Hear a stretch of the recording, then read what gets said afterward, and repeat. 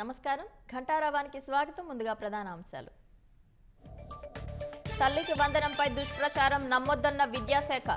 పథకం మార్గదర్శకాలే ఇంకా ఖరారు చేయలేదని స్పష్టీకరణ.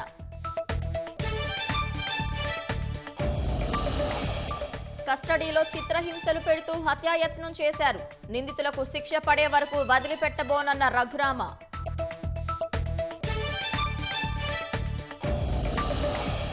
నీటిపారుదల సంస్థ ఆఫీసులో అగ్ని ప్రమాదంపై అనుమానాలు. ఎలుకలు వైర్లు కొరకడం వల్లే మంటలని చెప్పడంపై సందేహాలు.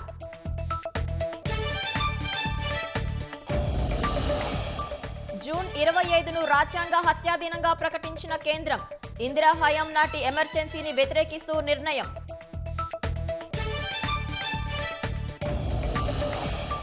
మహారాష్ట్ర ట్రైనీ ఐఏఎస్ పూజా ఖేత్కర్ అంతులేని అరాచకాలు.